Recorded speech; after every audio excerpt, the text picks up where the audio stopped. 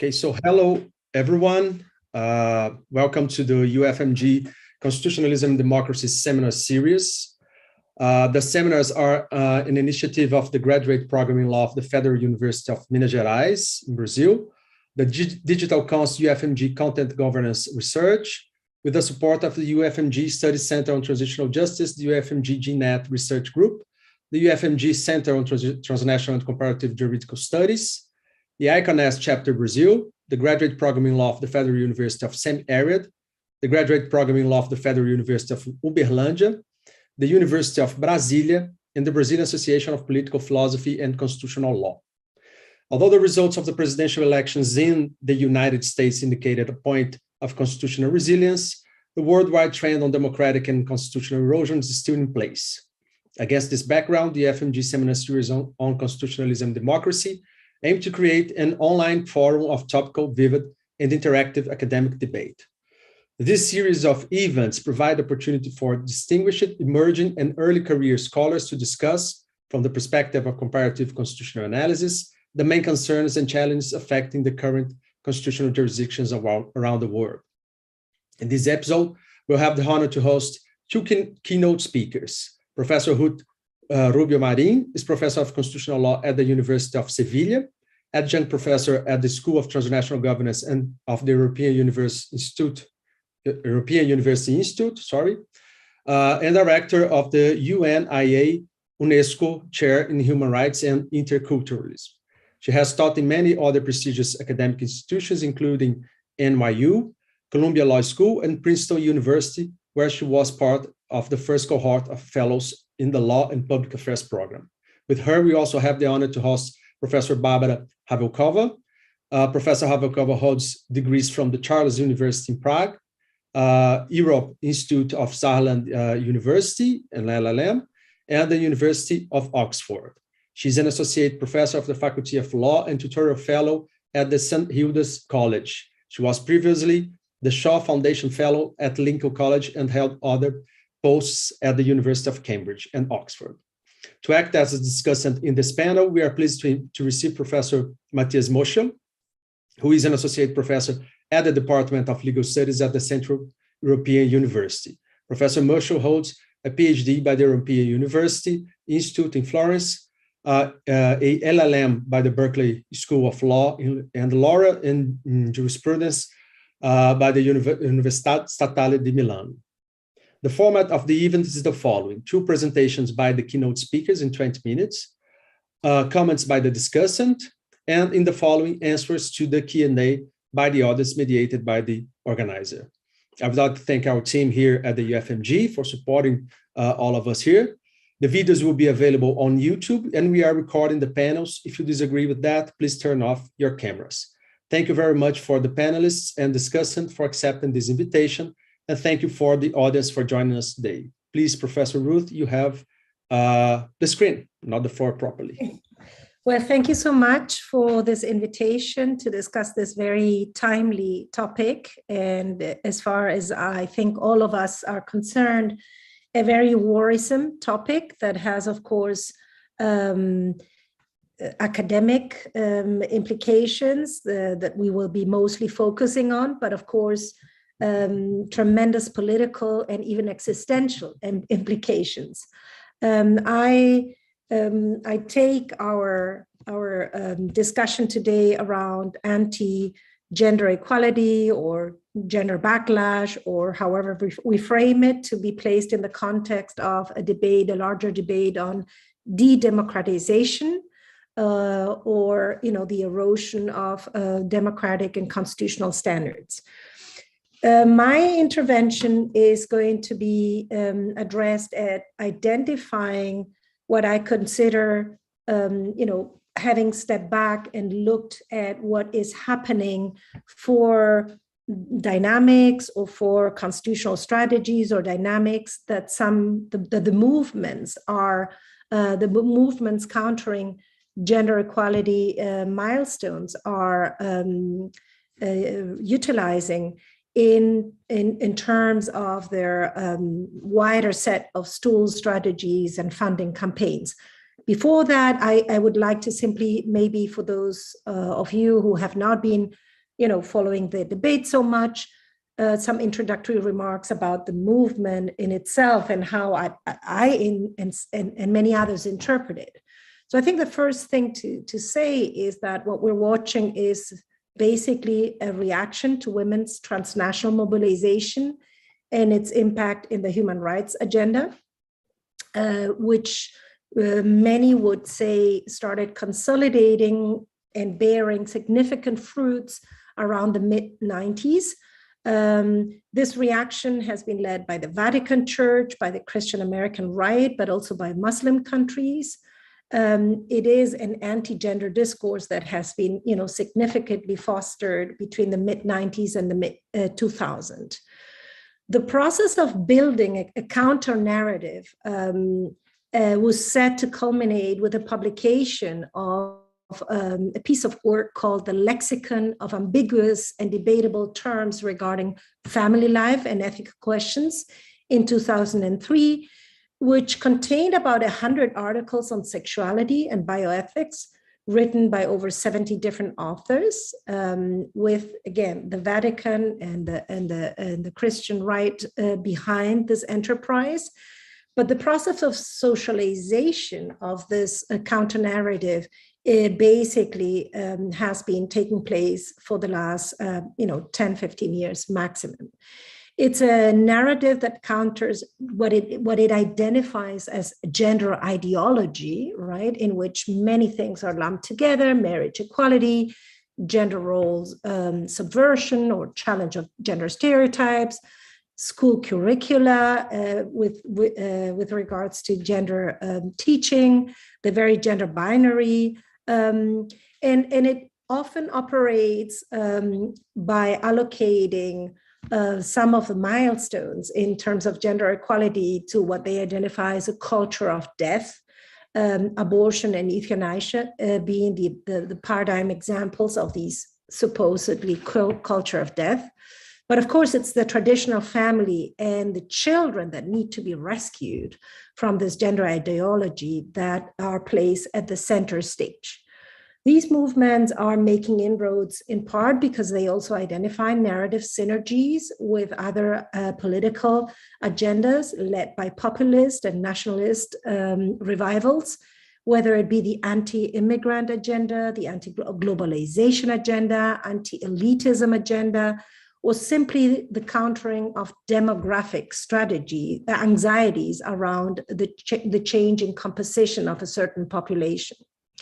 And as I said, over the last 10 years, this intelligentsia has now, landed in social movements.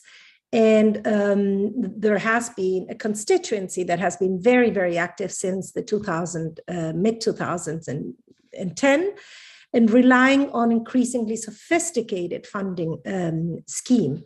So it is over the last decade that we find these manifestations across different but shared tactics, including rallies, sit-ins, protests, and narratives of self-victimization that support the depiction of dissidents of gender ideology as a threatened minority, displaying an imagery of childhood that underscores, as I said, children as paradigmatic vulnerable victims.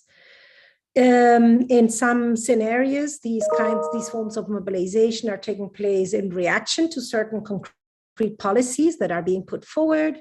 I guess the Family Day March in Rome 2007 was an early example of this in the context of a proposed law providing limited protection to same-sex couples.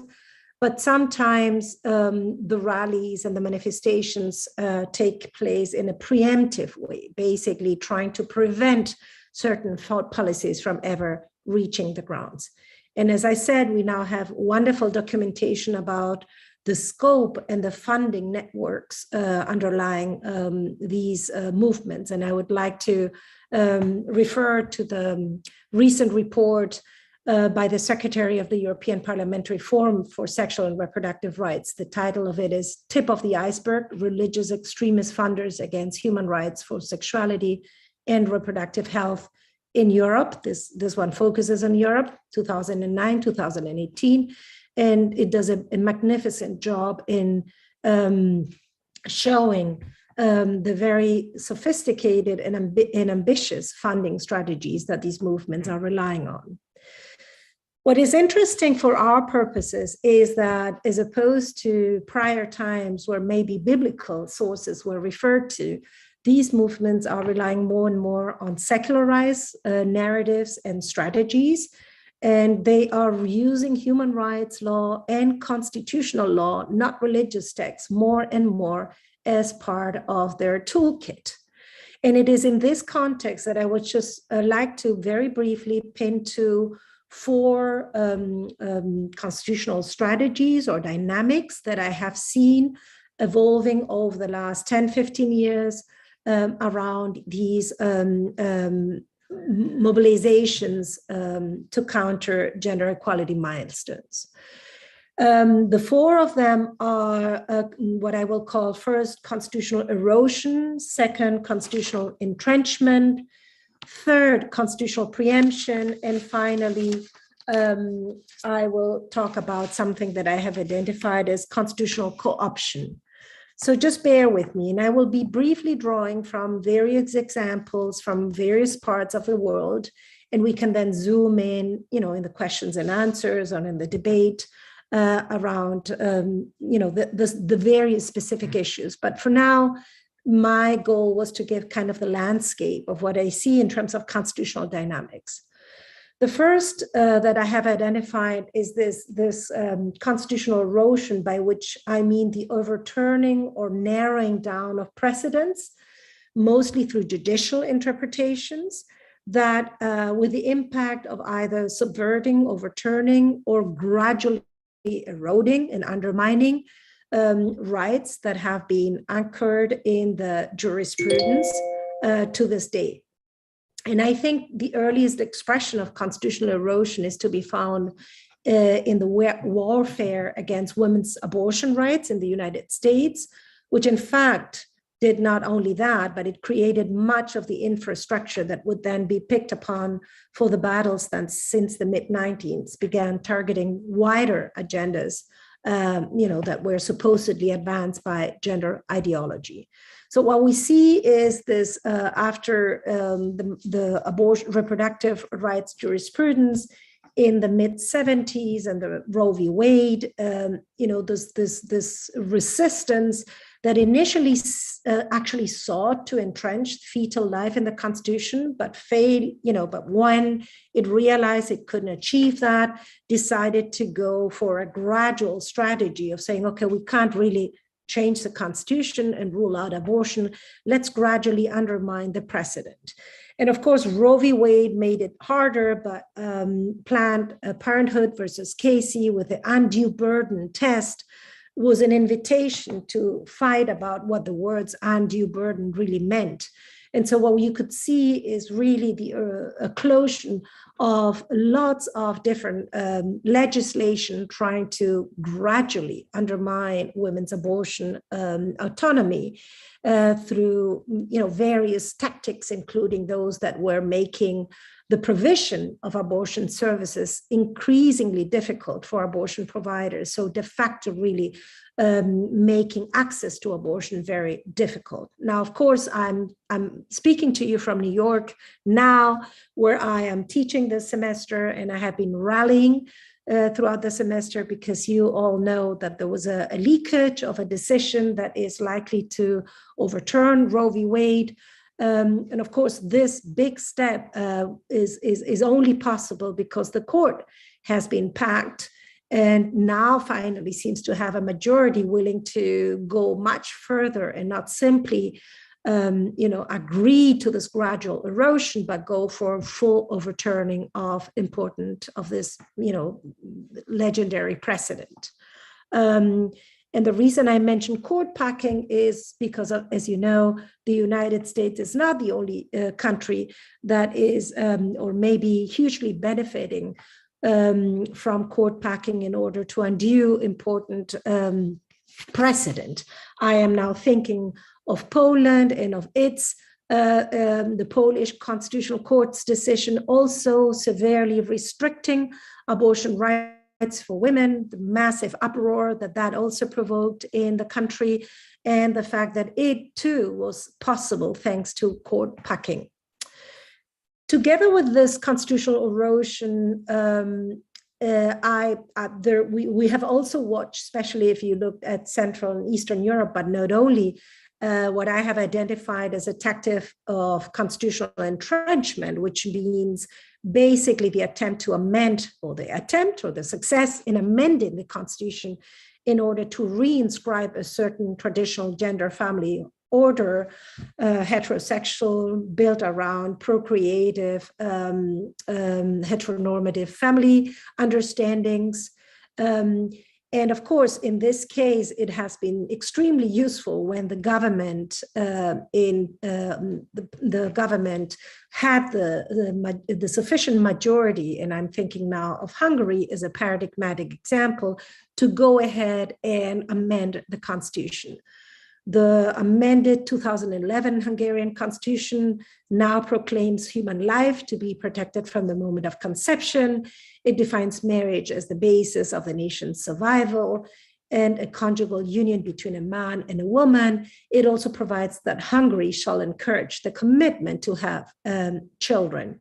And of course, if Hungary provides an interesting case study where you can see a government in office with a sufficient majority to amend the constitution to entrench this vision of the family, you can also identify movements where the dynamic is bottom up, probably best exemplified by the many same-sex marriage referenda and amendment initiatives, some of them successful, some of them not, where conservative forces in civil society have been, trying to display in order to resist what I have called the disestablishment of heterosexual marriage.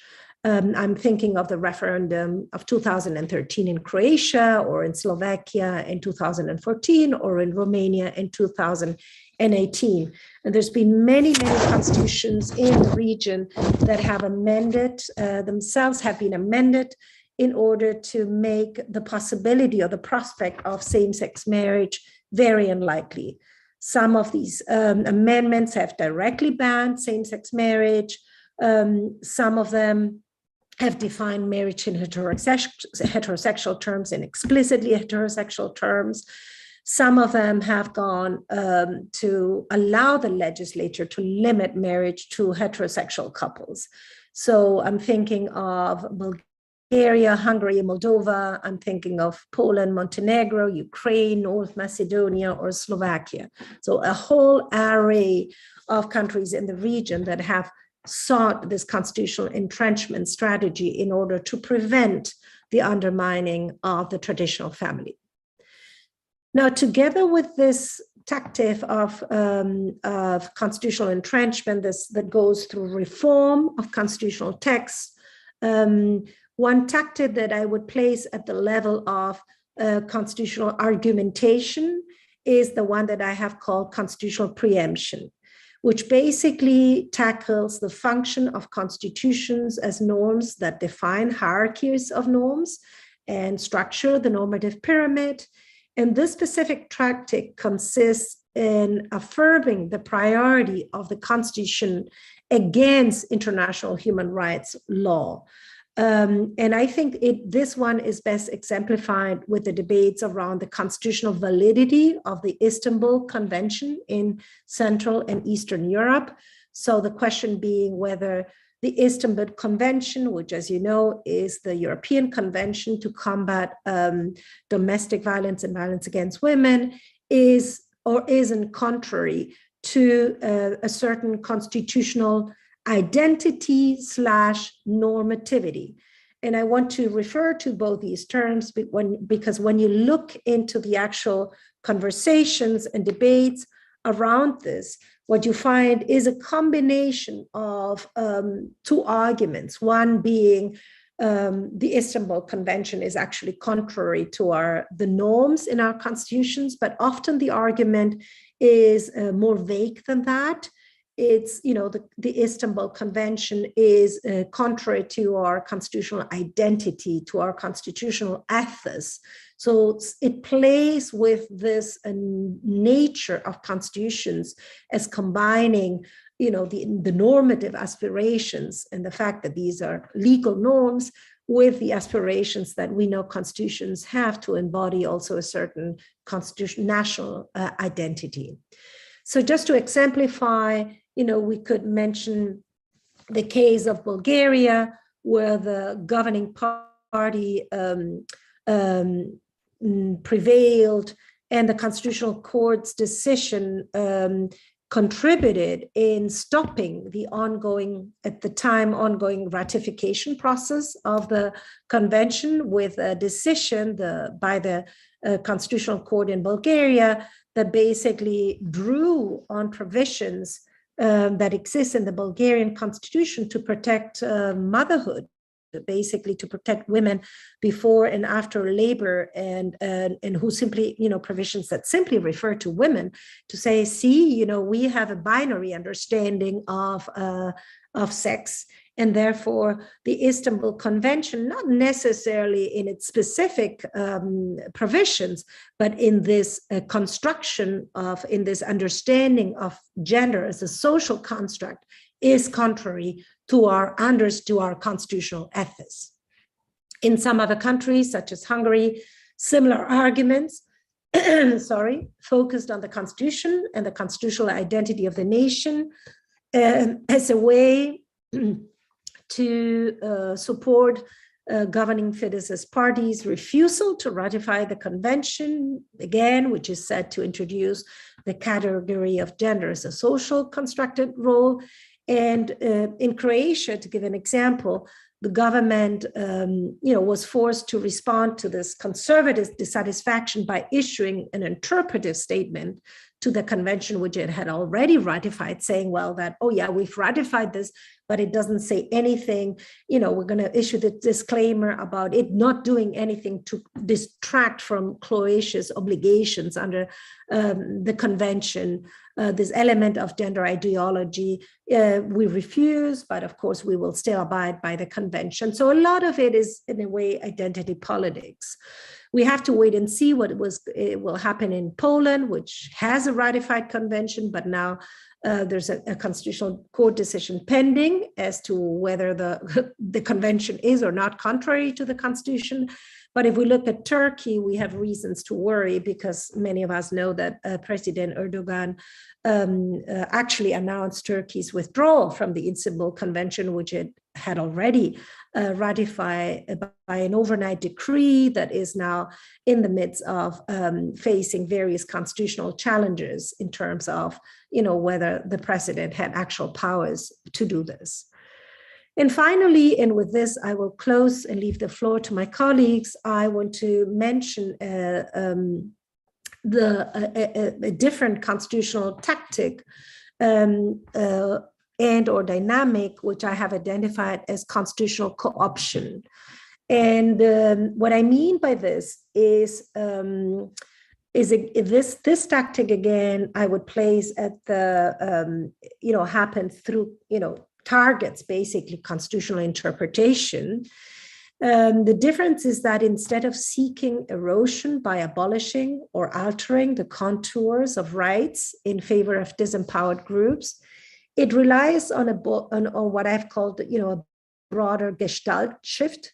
So it consists basically on the appropriation of the constitutional rights discourse, which calls on rights provisions that have so far been used to protect minority and minority values, minority in terms of power, so women and other oppressed minorities, to protect majority values against their perceived erosion, a perceived erosion for which this newly conquered equality and autonomy rights are, granted to women and gender dissidents are to be blamed, presumably.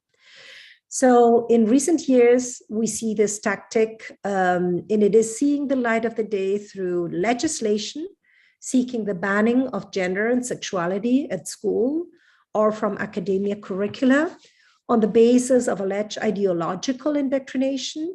This legislation that we see in Latin America, we see in Europe, but also being in the United States. I have been following the debates in Florida about, the banning of same-sex education or discussion, sexual orientation discussion at school.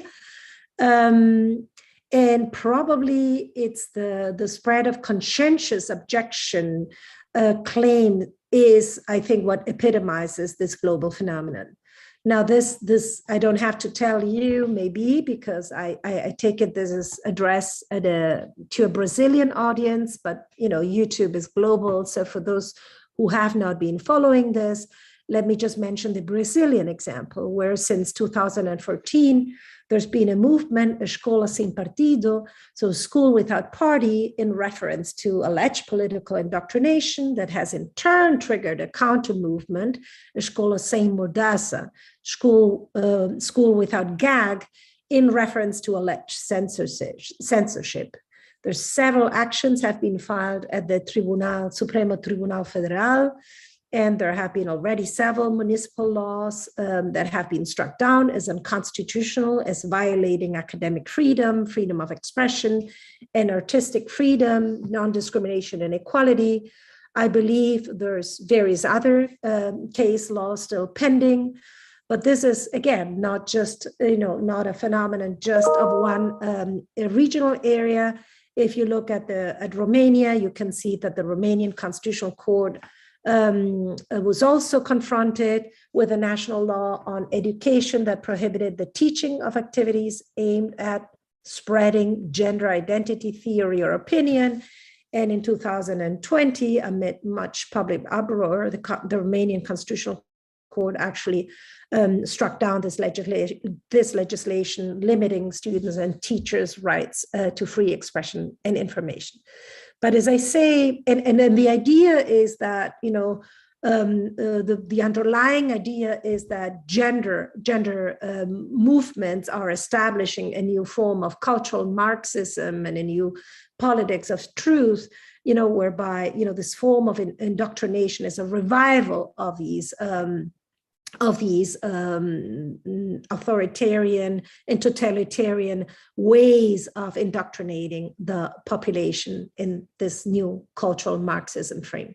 But again, it is not just limited to educational debates. And as I said, the spread of conscientious objection in the reproductive area is another perfect example of this, where you see, ideological and religious accommodation claims being raised by arguably minorities that are being threatened by these reproductive autonomy rights that are being granted to women.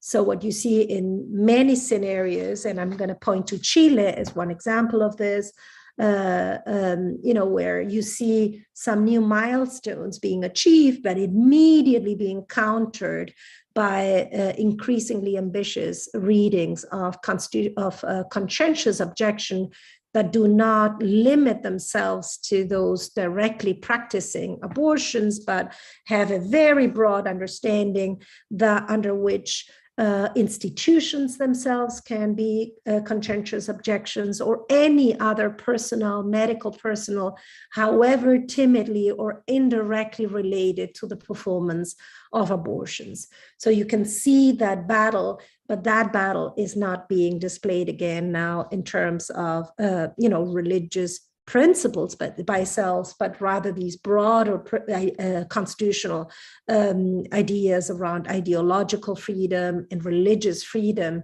of purported minorities that are being threatened by the inroads of the sexual and reproductive autonomies agenda. Okay, so I think my intention was simply to lay these out, drawing from examples of various countries and parts of the world and constitutional systems, to show that there is a warfare going on, that these conservative movements have become increasingly sophisticated, not only in their funding strategies but in their legal strategies. around how to articulate the battle. And I leave maybe to the debate what I think we should be doing now to counter this, because if I say it, then it'll be a spoiler to the debate. Okay, I think my time is up. Thank you for your attention, and maybe Barbara Havelková can now guide us through her vision of this. Thank you so much, Professor Ruth, for such an impressive talk. Without further ado, let's hear Professor Barbara in the following. Please, Barbara, you have the floor. Thank you very much. In many ways, I'm sure my comments are going to echo Ruth's. My look is going to be a bit more granular because I'm mostly basing myself on a focused research that I've done with some colleagues, Terezie Boková and Lucie Berdišová, on the Czech Republic and Slovakia. So in some ways, I might be supplying examples to some of the things that Ruth has been saying. I'm going to, and I should also say that together with Ruth, Mathias, and Anna Šladinská-Simon, we're preparing a symposium for ICON on Central and Eastern European countries and the question of gender and constitutionalism. So this is the context for my paper. For that project, we identified 5 areas where we expected that sort of developments at the level of constitution can be happening. One was political citizenship. The second had to do with bodies. The third with violence. The fourth with family. And the fifth with money. For most of the countries that we have looked at, number 2 and 4, so bodies and family, are the current sites of contestation. Just to give you an example, in terms of bodies, sterilization of Roma women has been the issue across these jurisdictions in Czechia and Slovakia as well. And it continues to be. Women's reproductive choices get litigated, especially in terms of access to abortion increasingly on all these countries. Czechia is an exception, but for example, in Slovakia, this is a very hot topic and the primary focus of that constitutional contestation. In Czechia, it's a bit more about women's control over their bodies, especially in pregnancy and childbirth. Those of you who know the European Court of Human Rights case law, you might have noticed that 2 of these cases came from Czechia. One was about the very early removal of a newborn from hospital by the mother, where then police and the hospital forced or brought the child back because it was against the hospital rules. Here, the Czech Republic lost. But a lot of cases of obstetrics violence against women, where women, for example, want to have rules for home births, have not been successful either at the domestic level or the European level. The other topic, family, this has to do a lot about the definition of family, especially in relation to same-sex partnership. But there have been gender-related battles around custody also for opposite-sex couples. This is just for the background of the project. Now, my analytical points in this talk, and I'll try to be brief, are threefold. First, I'll ask the question, I'm quite interested in this question of constitutionalization. So my first question will be, who initiates this constitutionalization? In other words, is it driven by what we might call backlashers or by progressives? The second question I have is about constitutionalization and non-constitutionalizations. In other words, is constitutionalization actually a good thing for these rights? And my third comment is going to ask this question about, is this frontlash or backlash actually populism? So this goes to the overall topic of this seminar on democracy, and I'll ask the question about the role of courts. So the first point that I was going to talk about is who initiates the constitutionalization. And it has to be said, although there's occasional exceptions, that most referenda and attempts to amend, whether successful or not, have come from the conservatives, from the side of regress, especially on the definition of the family in the whole Central Eastern European region. And we've seen this in Slovakia, where the referendum was not successful, but then an amendment through the legislature actually did define family as a union of a man and a woman. But what's, I think, interesting is also much of the case law comes from the side of regress in the sense. To give you an example, in Czechia, a number of cases, constitutional cases, have been brought by men as individual applicants on sex discrimination on child custody. It has also been brought on men's behalf by courts, ordinary courts can stay proceedings and ask a constitutional question of the Constitutional Court. For example, challenges to special legal provisions for women in pensions. That's actually true for Slovakia as well as other privileged applicants, like groups of MPs. Examples here are, for example, a group of MPs even very early in the 90s brought a challenge against the lifting of the ban of night work for women in Czechia. But there have been other cases. For example, in Slovakia, the general prosecutor, or attorney general, if you want to think of it that way, brought a case against wage raises for nurses of midwives, effectively protecting the interests of the Slovak medical chamber. And the Slovak government also successfully challenged a provision allowing affirmative action, which was in its own, which was enshrined in the Anti-Discrimination Act when it was passed. So the problem here is obviously, first of all, that if you don't have a lot of individual access, then privileged applicants can play a disproportionate role then in bringing the claims. And if these privileged actors are not bringing them in a sense on the side of progress and rights, you have a very skewed constitutional discourse about gender equality and gender rights. The problem with it being men or courts on behalf of men bringing the cases is that the concrete stories which are told in these cases of rights are about men's rights, are told from the perspective of men.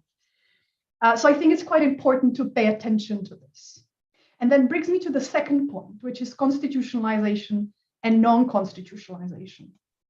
And these two feed into each other, because the fact that so much of, especially in the judicial realm, is then brought by men or privileged applicants. So, and often those wanting preemption or entrenchment, rather than those, in Ruth's terms, rather than those, wanting progress and more individual rights, more individual human rights. That can mean that we have to be a bit cautious about constitutionalization. So what I found in the paper that we did was that there seems to be some what I would call strategic non-constitutionalization going on. What I think is interesting is I think it comes both from individuals, the claimants, applicants, but also from the courts. So to give you one example of when the right bearers or potential right bearers might strategically non-constitutionalize is an example from Slovakia, where for a very long time since state socialism, transgender rights, the right, we can talk about the contours of what goes on here and whether it's even conceived as a right. But the medical procedure, the gender affirmation surgeries and hormonal therapies were all regulated at sub-statutory level. So it had not been seen as a constitutional issue or as a statutory issue even. It was all sort of a medical procedure, within very much the purview of a Ministry of Health. And through a few, what one could say, sympathetic doctors' activities, the trans community, at least historically, has been relatively well catered for. And our Slovak author Lucia Berlisová argued that constituency has decided not to, or has been wary of bringing a constitutional claim about rights, basically worrying about what the Constitutional Court might do. So it's almost this, this negotiation out of the spotlight, out of the limelight of the Constitution, even the judicial processes and the political processes.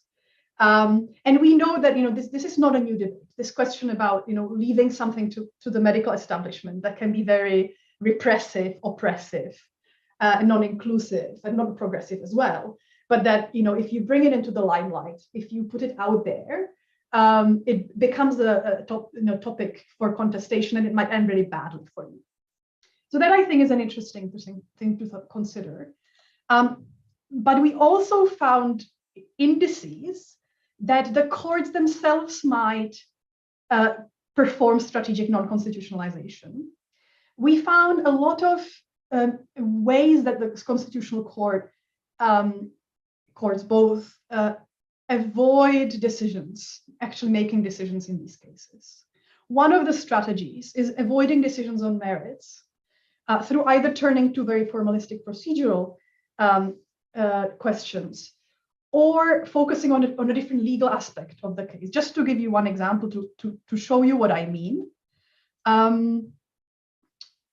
There is a decision on the recognition of foreign adoptions by same-sex couples. In Czech law, same-sex couple cannot adopt a child, and the Czech conflict of law rules, international private law rules, will tell you that if that's not possible in the Czech Republic, there can be no recognition. But that's obviously a human rights problem, because a child, by crossing the border from one country, Germany even, to Czechia, on a road where there is no border patrol, comes from a situation where it has both parents. If something happens to it, both parents can attend it in hospital, and all that entails. And comes to Czechia, and suddenly only one parent or no parent might be legally recognized. So there's obviously a significant human rights issue. Moreover, not for the same-sex couple, but also even primarily for the child. And yet the Constitutional Court very much focused on the conflict of law question and not on a human rights dimension, and rejected the claim.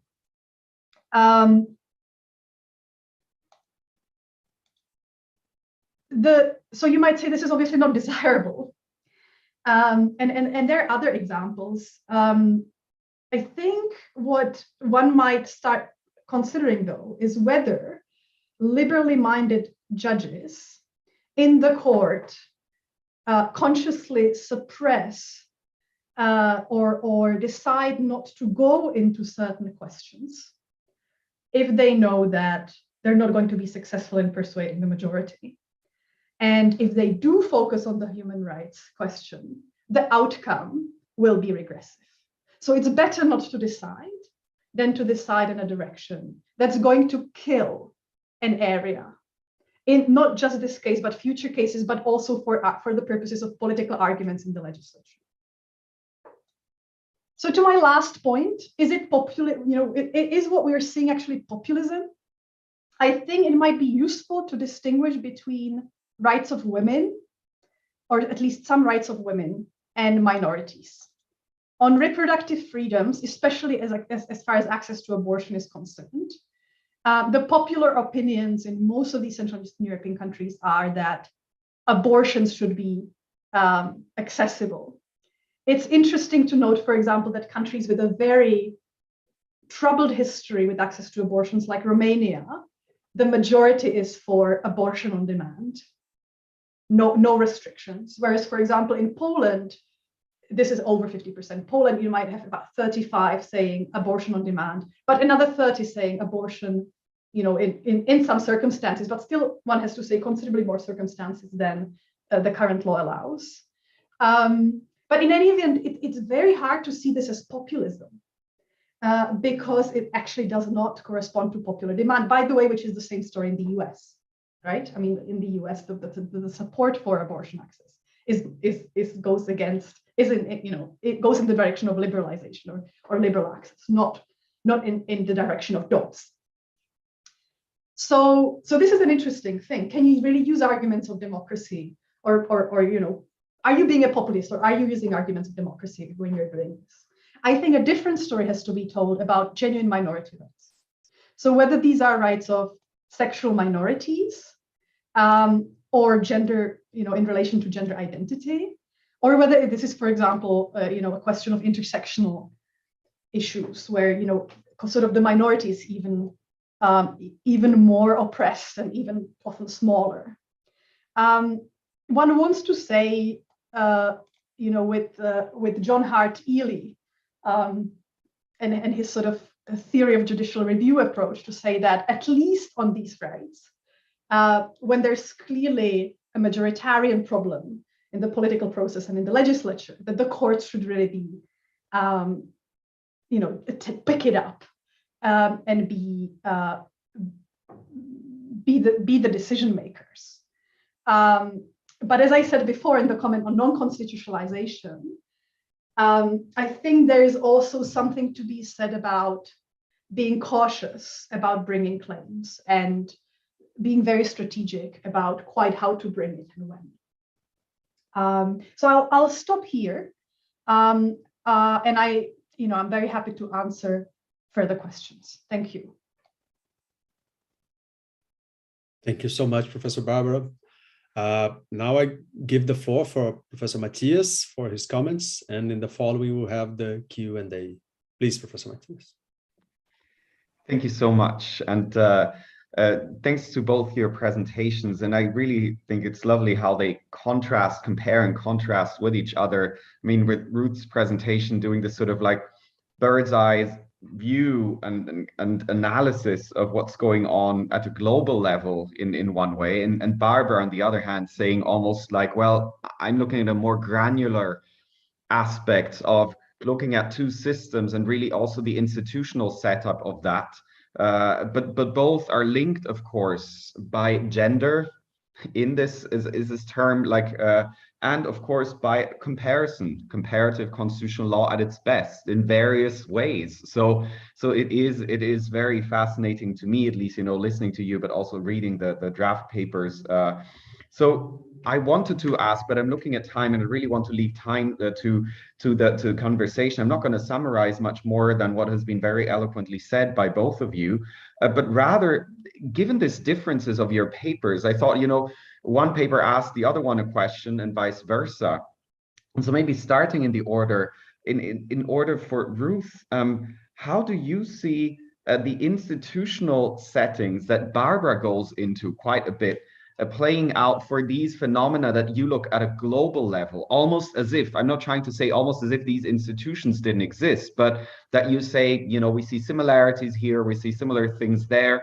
Do you see that plays a role in I don't know, either geographically, regionally, or even nationally, the institutional setup? Do you think it has influences on what you're observing? And it can be in a broader sense, and maybe I'll have another question then later on, but some of that, how does that fit into analysis and differences and nuances that you might observe?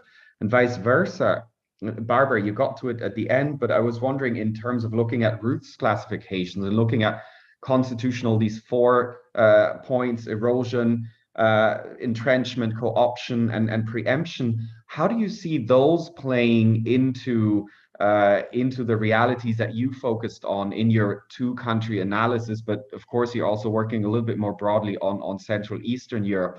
Is it, can you say that it's sort of a more chronological analysis there, or is it happening all at the same time? It's sort of like throw everything in because all of these are happening at the same time. So I was wondering in how much that classification that Ruth was looking at so inductively looking at what's going on globally, but how much of that plays a role in the reality and the cases that you've been looking at? You kind of hinted at it at the end when you're looking at, explaining a little bit whether we're talking about backlash, democracy, erosion, but I was wondering whether you could zoom in a little bit more. So that was just as a start, just saying, what for me was interesting, this granular approach in one paper and this bird's eye view, but what do we get from when we make these converse with each other, and what comes out from that? So I'll leave that as a first question.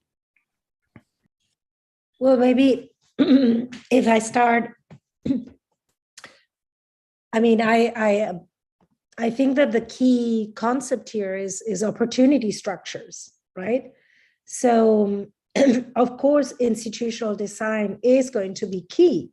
If you have a certain agenda, whether you can, with some vision of success in the horizon, start something that would end up in constitutional amendment is going to be heavily influenced by the rules that a certain constitution has in terms of what it takes for the constitution to be amended. And it's probably because of that you could see the constitutional entrenchment strategy being given up, in the US for the sake of an erosion strategy, because the constitutional amendment, because of what it takes to amend a constitution, was not a viable amendment. And of course, Orbán could not have done what he's been doing in Hungary had it not been because there are certain rules about, what it takes to amend the constitution that are less demanding than, rules in other countries. So I think it's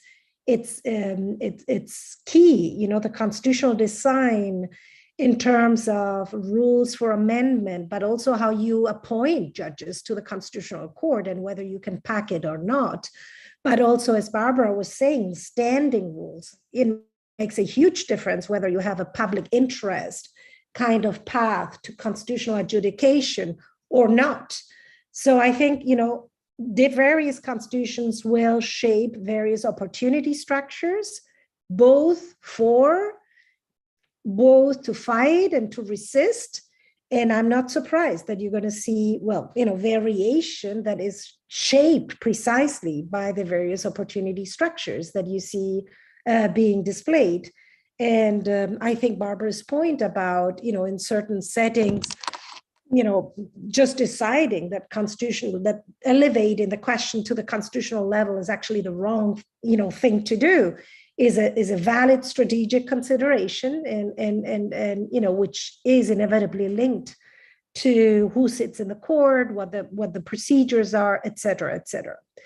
What I find interesting, though, also from listening to Barbara, and this has come in Barbara's paper, but it has come in other of the drafts that we're working for this symposium issue, is that several of the things that Barbara describes in her case studies, I don't think are specifically related to the, countering the gender ideology, but these are things that I could identify in Spain's transition to democracy in the 70s when, formal equality rules were adopted and men were the ones who had easier access to justice and relied on formal equality rules to basically get at whatever benefit or perceived benefit they saw women enjoy.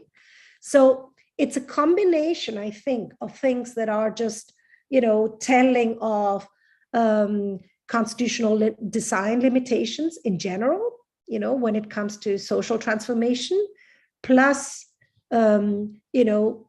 competing visions of gender equality, more formal, more substantive, sometimes being displayed at the same time, but without a clear view of how to address the tensions, plus some transitional considerations.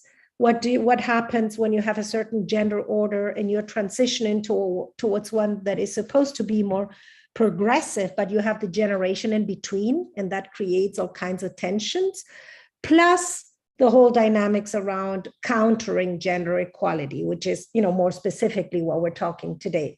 But it's a complex palette where I think various issues come, and not all of them are specifically linked to, the gender war, so to speak. But of course, they all come together, they intersect because it's the same court deciding on various issues, et cetera, et cetera. But I think it's just, we haven't thought about gender constitutionalism sufficiently. So some of the things that we're finding now when we do this kind of research is actually much more structural and less specifically tied to this conversation.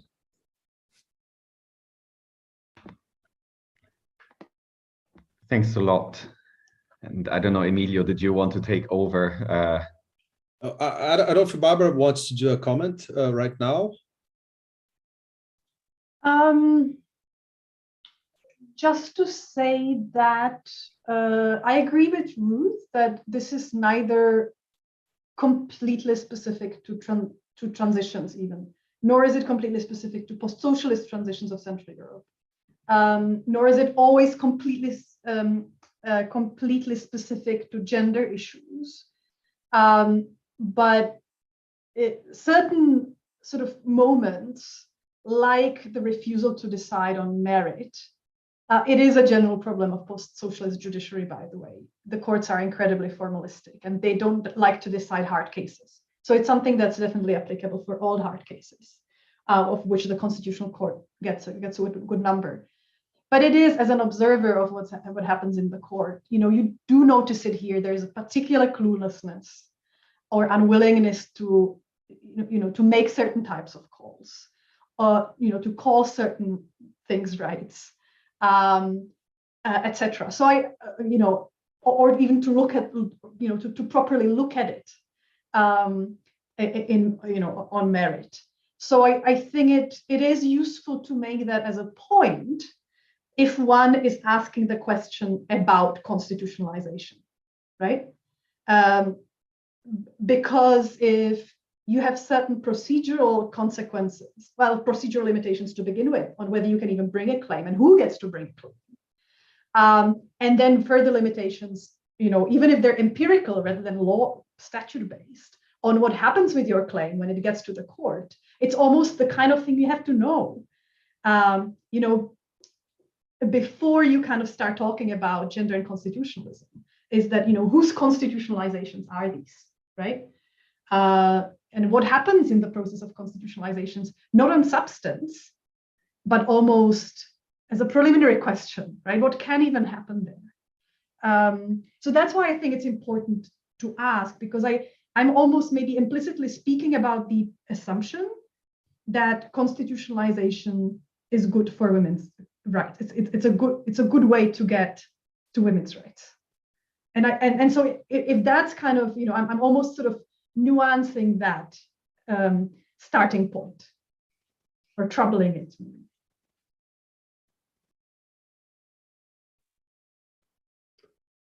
Matthias, do you have further comments, please? Yes. I'm just aware if you see questions, because you're handling probably whether there's questions coming up on your end, then maybe we could, if there are, then please, then we can take them. But otherwise, one thing that I had a question for both of you, and both of you mentioned courts and the importance of courts, whether now it's the Supreme Court or in Brazil, the Tribunal Supremo Federal, or constitutional courts as such. And do you see it sort of like that what is going on right now with regard to gender and this almost like politicization, but of the judicialization of this issue, poses a particular threat in this current situation to these institutions?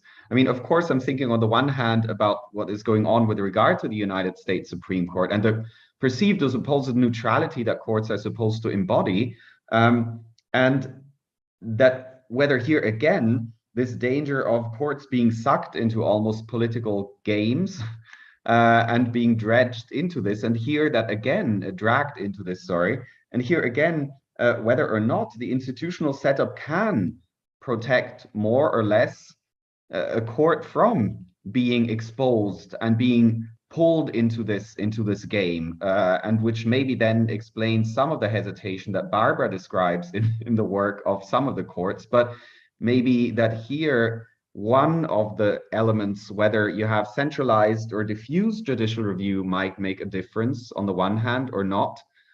There's been some arguments about Poland in particular that, it's so easy then at this point to simply, if you have centralized review, judicial review, you just plug in and pack the court and do something different. Now, of course, the court packing argument is being raised for the US Supreme Court as well, but there technically you have 80 cases a year coming in, and the rest, you still have diffuse judicial review. It's much harder to control a diffuse body of constitutionality review than another one. So some of the assumptions that we're making about courts in this domain, and whether the institutional setup, visibility, standing, but also the presence of separate opinions.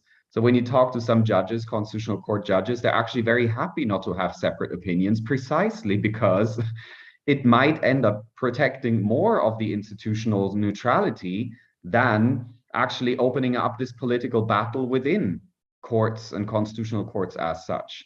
So a little bit the question for me, what threats or dangers do you see coming up for courts as such, if this is constitutionalized increasingly And this is, again, comparatively, when we're looking at this from what's going on in the United States, what's happening around the globe, but also then locally, whether or not we might then not face a reality where it's like courts might all adopt the kind of position of, well, I'm not taking this on. This becomes too political, a political question doctrine in one way or another. So that was kind of wondering from that perspective, and on zooming on into courts, what does this idea of the focus on gender constitutionalism then do to these institutions if things become too political, if we want to say like this? And maybe this is, again, looking at it through more of the lens of someone from constitutional courts, focusing on European constitutional courts, the Kelsenian model of judicial review, maybe less on others. But again, it does seem that courts are in a particularly vulnerable position, ironically, in some ways, if they're facing with some of these conflicts. So that was one other thought or reflection on looking at these things. So again, I don't know whether Ruth or Barbara, you wanted to go first. I know, Ruth, you have to leave at some point, so. But I will still stay, but I think Barbara should answer this one first. Sorry, it's a great question, and you're absolutely right. I think there's quite a lot of difference in the individual countries and in the histories of the courts, in the length of mandate and the size of the court. Just looking at the two countries that we have in our chapter, Czechia and Slovakia, the Czech court it's a sort of president and senate together appointed court with a 10-year renewable mandate. And it's managed to not be dragged into completely outrageous political appointments or packing, etc. I mean, if I may be frank, not all the constitutional judges are of the same quality. And by looking at it, ultimately you can say, well, this one is a bit more conservative. This one is a bit more progressive. This one has a bit more sense for social questions. This one a bit less. But it's not the kind of divide that you can make with the U.S. Supreme Court. You could perhaps say it about 2-3 judges from the top of your head, but the rest of the court, you might need to do some research. It reminds me of the UK Supreme Court, if I'm honest, where there's these judges are very careful not to be identified with the political side, and are actually very opaque. The institution is reasonably opaque in that sense. Slovakia has been a much more troubled court. There have been a lot of vacancies over the years, a lot of political struggle around it, but not for reasons of gender, but for other reasons. And this, I find this quite interesting as well, because I mean, in places like the US, those gender issues actually are quite central, really. And I dare I say the question of abortion has been the motivator for certain appointments even.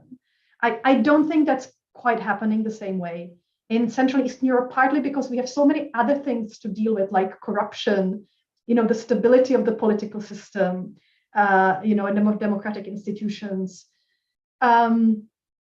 So I'm not getting a sense, at least now speaking for Czechia and Slovakia, that gender questions have reached the point of being linchpins or sort of, being pivotal in any decision making about candidates.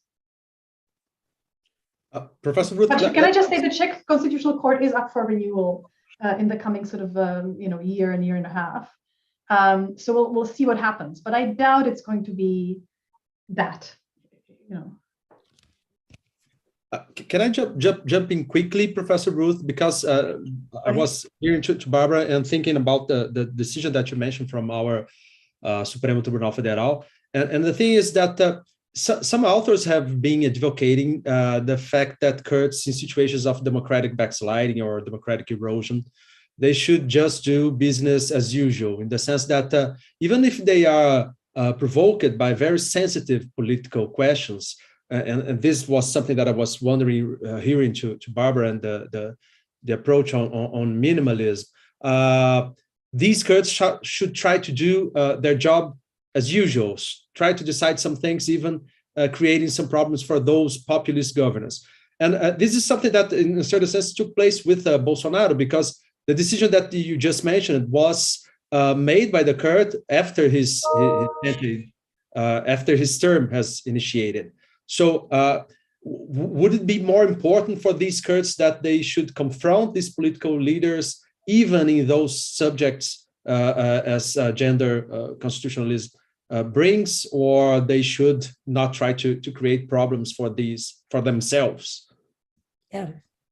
No, I think I can imagine at some point back in history when Brown versus Board of Education was coming up front, people were saying, should courts be dealing with these highly political issues? I mean, what is a highly political issues? This is biopolitics. This is defining and confining people's bodies.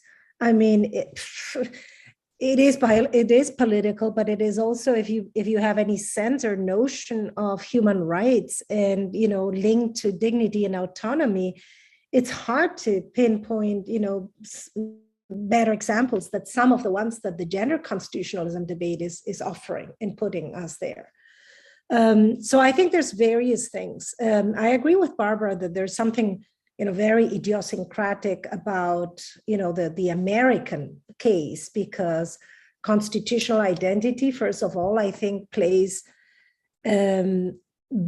I haven't seen any other polities where the constitutional identity plays such a strong role in the country's identity, right?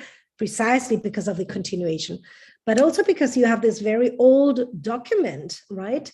And so, the court has inevitably played the role of, being a constitution maker and being a teller of the evolutions of the time. How could it be otherwise, right? It's not easy to amend the Constitution. Some amendments have taken place, but in the end, it has fallen on the court and the lifetime appointments. So, all those specificities have made it so that the court plays this very unique role on some things that are very fundamental now, but that were not seen as constitutional in substance in the old days. If you look to other places, I think Barbara is right. I don't think that many more constitutional systems would find, for instance, that the abortion issue kind of defines the court in a central way, and everything is built around that in the same way. But in my understanding, we can do two things. We can say we don't like constitutional justice and simply go for the majoritarian and the counter-majoritarian objection of this and think that democracies are best when they are spelled out, and even constitutions are best when they are simply interpreted by political majorities, and then we simply go for that. Or we still defend that there is a role for courts to interpret and limit majorities in terms of, something that we call fundamental rights. And if that's the case, and if we go for the latter, I think courts should be doing their role. This said, it is a particularly difficult role to do, but not because this is more political or less political than other questions, but because constitutions were drafted by men at man's image, and, the sexual and reproductive domains have not been traditionally considered constitutional in substance. And this is what has created the structure of a certain gender order, which is now being challenged. So that is what makes it particularly difficult, I think, that this substance is being claimed now as central to constitutionalism, but that has not been the case in terms of, constitutionalism and its discipline. So this then creates this idea that what you're claiming, a person's identity or a person's reproductive autonomy are things that are really, really at the core of, autonomy and equality and dignity as liberal values central to the constitutional project, with the irony that, in fact, the way, constitutions have been created by men, interpreted by men, applied by men, who have not seen this as really constitutional in substance, but something else. So I think that is the specific, the unique challenge, not so much whether that is what creates the additional challenge to all these other conversations that constitutionalism has been having for the longest time. That whatever you're doing, although your intuition may well tell you that it's very core to the constitutional fundamental rights business, in fact, we do not have a right to abortion written in constitutions. In fact, we do not have a right to gender identity written in most constitutions. So it has relied on, constitutional interpretation. And this is what makes it, both, something that a lot of population feel it's central to constitutionalism, yet epistemologically very, very weak because of the origins and the scope of constitutionalism is traditionally conceived. And Barbara, I think you're right. I would say in my upcoming book, that is my main claim, i.e. that only new constitutionalism, i.e. the turn of the century constitutionalism, has been able to really reflect, feminist insights. And before that, constitutionalism was more of a stumbling block than something that facilitated the affirmation of women's citizenship and sexual minority citizenship. So yes, that's the problem, that we start with the assumption that constitutions are our friends, but in fact they're not, at least not the old constitutionalism. And by the old constitutionalism, I really mean, anything before turn of the century, new century constitutionalism. So that I think is the complexity that we have here, but not so much that this is more or less political than other topics, I think. Thank you so much, Professor Ruth. Mathias, you want to add any other question? Shall we try to see if anyone in the audience wants to? Yes, please check. That'd be great. Okay, so Carolina, if you want to turn on your mic, please. Oh, you don't hear me. Do you hear me right now? Okay. I have more comments than questions, maybe quite general, but I have small questions. So first of all, thank you so much for a great outline of the women's situation. And there are often claims that the term backlash is inappropriate because the situation of women has never been good. And however, you said is a clear attack on women's rights. And I wonder, what are the sources of these attacks? And it's a question to Professor Ruth Marín. And do you perhaps have any intuition to how it was possible for religious organizations to gain so much influence? And to Professor Havelková, and there are often claims that this is acting in accordance with the will of society. And as you mentioned, even I am from Poland, so I know the situation with abortion.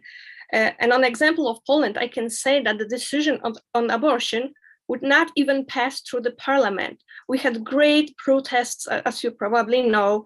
And would you agree with the statement that the constitutional courts, however, act against the liberalized society? Okay, thank you. And if you can answer, I would be very grateful. Thank you. Okay, well, thank you so much. I actually need to leave after answering you, but these are the two questions that I was hoping to get. So thank you. I think you're right in saying that the backlash is kind of a random term. In many senses, this is like a preemptive move rather than a backlash. It's like, okay, we know where the West is going and we are different. So we're going to make sure that the world knows we're different. We're amending our constitution so that we will never find ourselves there. But I think you're right in saying that whether it's preemptive or whether it's, reactive, that changes. But what we see is this concerted effort to counter and to resist the women's rights and the sexual minorities' rights agenda. I think that we can agree. Now, if you ask me what is this about, in a way, I mean, it's about various things, but, one could say, it's about just getting us distracted while we have, globalization and neoliberalism going unfettered. And here we are with our little gender wars and identity wars, and who cares about women's reproduction? So that would be the very cynical, but I think not implausible reading of this. We're being distracted from the redistributive agenda that is so essential. You could say this is this is also about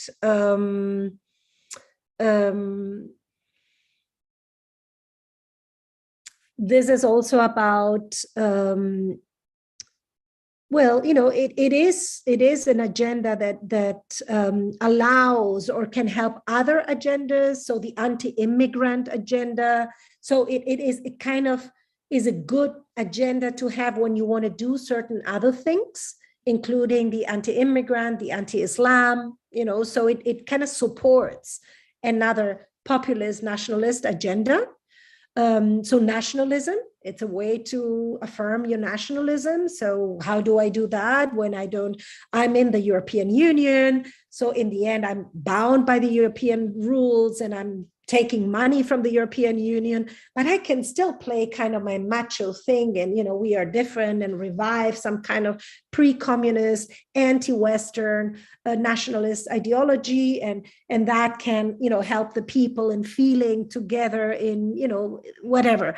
So you have all these many agendas. I think there's one level that we shouldn't forget, which is that, if we are right in, Barbara and I are right in what we're saying, i.e. that, constitutionalism really was built on this patriarchal understanding of society, then the subversion of that is a huge political milestone.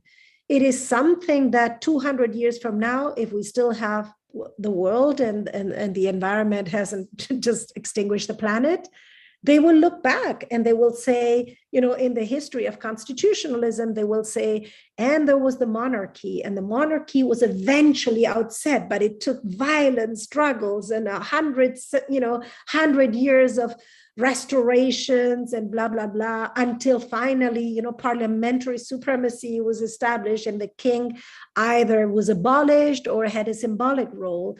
It was a milestone in the history of legal history and political and democratic history. I think that the subversion of patriarchy is a milestone.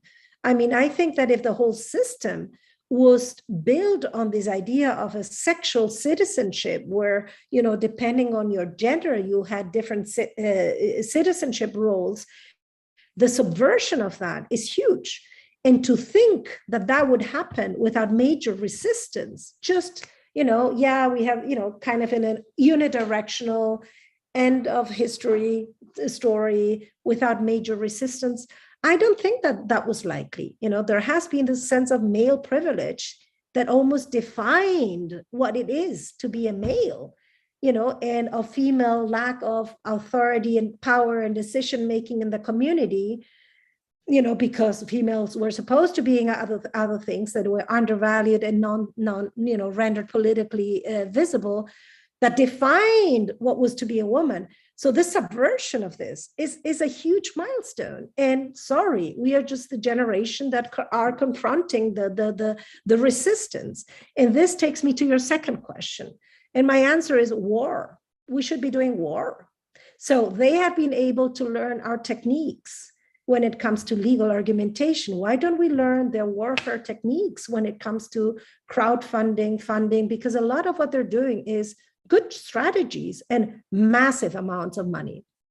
So incredibly tight coalitions, incredibly huge, monies that allow them to have a strategy that they agree on in terms of the narrative, and that they then find ways to render locally relevant with local partners.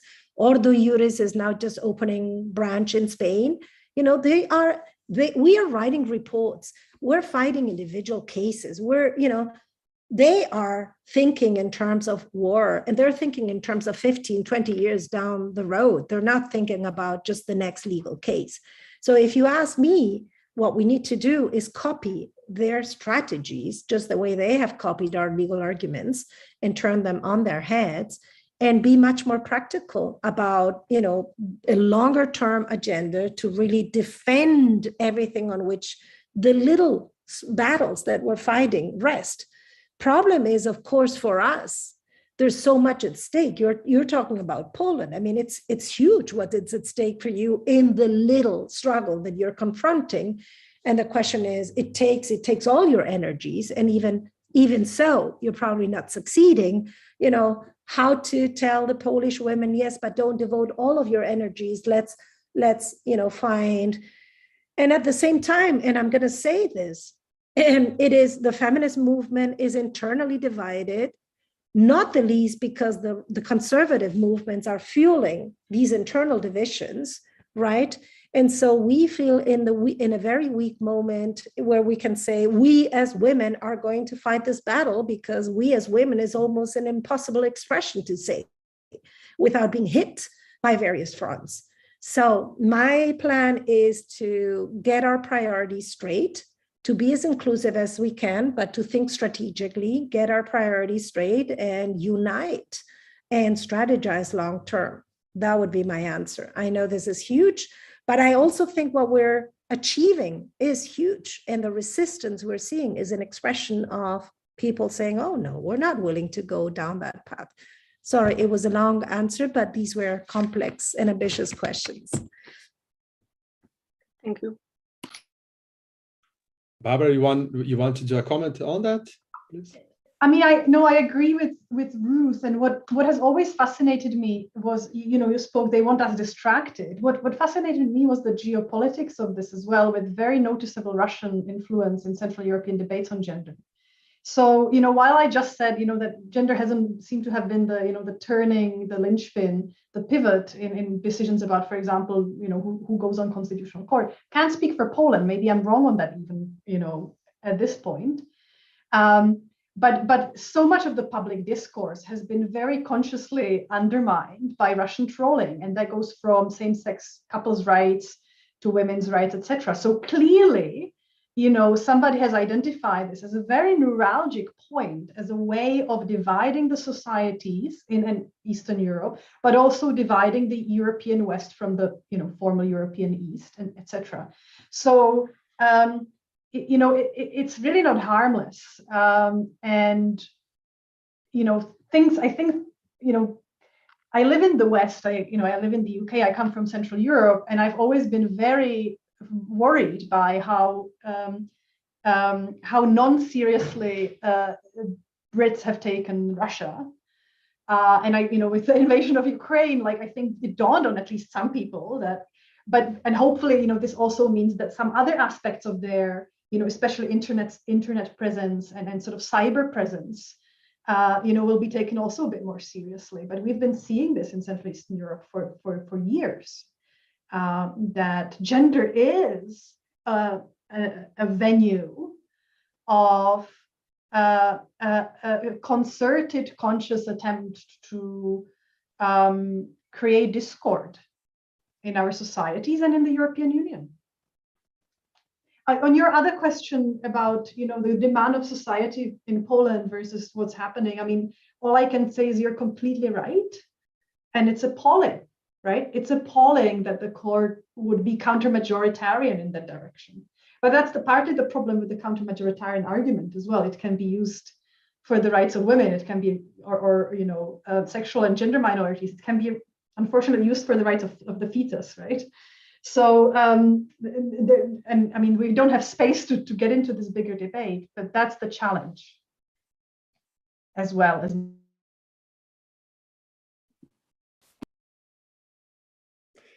Okay, thank you so much, Professor Barbara. Professor Ruth needed to leave us right now, but we are short of time, and I want to thank everyone again, Professor Ruth, Professor Barbara, Professor Mathias. It was a very good debate, an inspiring one.